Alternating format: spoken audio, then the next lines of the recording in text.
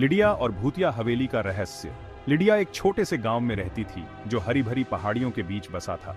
जिंदगी साधारण थी, दिन लंबे और शांत, लेकिन लिडिया को रोमांच का शौक था। उसका दिल कुछ अलग, कुछ खास चाहता था। एक दिन उसने उस पुरानी हवेली को एक्सप्लोर करने का फैसला किया। यह हवेली अंधेरे और खामोश जंगल के किनारे भुला दी गई रहस्यों में लिपटी हुई थी। गांव वाले अजीब आवाजों और डरावनी रोशनी के किस्से सुनाते थे जो हवेली से आती थी, लेकिन लिडिया नहीं डरी। वो बस जानना चाहती थी। हवाओं में फुसफुसाहट। गांव वाले अक्सर हवेली के पास्ट के बारे में बात करते थे। कभी ये एक अमीर परिवार का घर हुआ करता था, लेकिन एक त्रासदी के बाद से ये वीरान पड़ा था। कुछ लोगों का कहना था कि उस परिवार की आत्माओं ने कभी ये जगह नहीं छोड़ी। वो हवेली में भटकती थी, शांति की तलाश में। बूढ़े हेमराज का दावा था कि उसने रात के अंधेरे में हवेली में टिमटिमाती रोशनी देखी थी।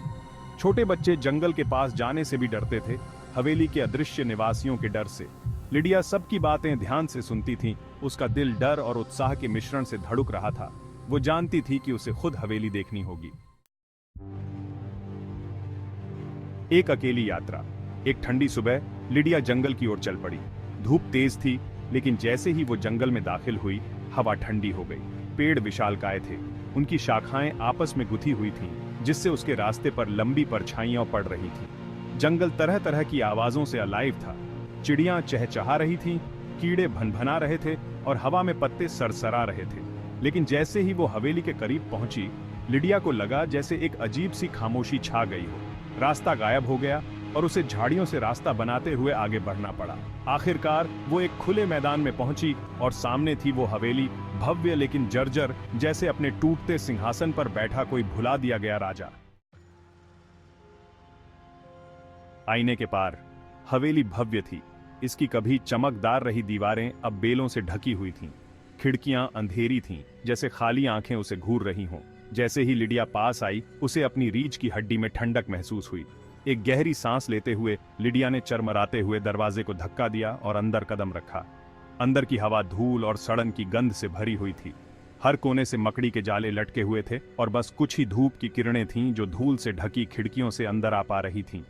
लिडिया हवेली में घूमती रही। हर कमरा अपने अतीत की खामोश कहानी कह रहा था। उसने एक भव्य भोजन कक्ष देखा जो अब धूल और मकड़ी के जालों से भरा हुआ था। एक बच्चों का कमरा जिसमें एक पालना धीरे धीरे हिल रहा था, मानो किसी अदृश्य हाथ ने उसे हिलाया हो।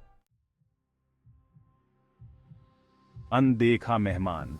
जैसे ही लिडिया भव्य सीढ़ियों पर चढ़ी, उसने उसे सुना। एक धीमी फुसफुसाहट, उसका नाम जो हवा में तैर रहा था।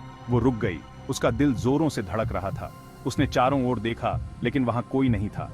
वो एक लंबे गलियारे से आगे बढ़ी। दीवारों पर पेंटिंग्स लगी हुई थीं। उनके विषय उसकी आंखों से आंखें मिलाए हुए थे। अचानक गलियारे के अंत में एक दरवाजा जोर से बंद हो गया। लिडिया घूम गई। उसकी सांसें उसके गले में अटक गई। वो दरवाजे की ओर बढ़ी। उसका हाथ कांप रहा था। जैसे ही उसने हैंडल पकड़ा, ये बंद था। जैसे ही वो मुड़कर जाने लगी, उसे गलियारे के आखिर में एक आकृति खड़ी हुई दिखाई दी, लंबी, सायादार और पलक झपकते ही गायब हो गई। पलायन और उसके बाद लिडिया दहशत में आ गई। वो हवेली में वापस दौड़ी। उसका दिमाग उन भयानक छवियों से भर गया था जो उसने देखी थीं। उसके पैरों के नीचे फर्श की लकड़ी अशुभ रूप से चरमरा रही थी और फुसफुसाहट उसके हर कदम का पीछा कर रही थी। आखिरकार वो हवेली से बाहर निकलकर धूप में आ गई। वो तब तक नहीं रुकी जब तक वो जंगल के किनारे तक नहीं पहुंच गई। उसके फेफड़े फट रहे थे।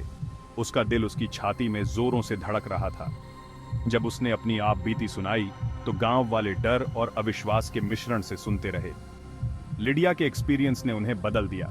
वो हवेली, जो कभी फुसफुसाते किस्सों का स्रोत थी, अब एक ऐसी जगह बन गई थी जहां जाने से हर कोई बचता था। लिडिया अपने अलौकिक एनकाउंटर को कभी नहीं भूली। ये एक्सपीरियंस उसके साथ रहा, दुनिया के सायों में छिपे रहस्यों की एक भयानक याद दिलाता हुआ। उसने रोमांच की तलाश की थी और उसे वो मिल गया था, सबसे अप्रत्याशित और परेशान करने वाले तरीके से।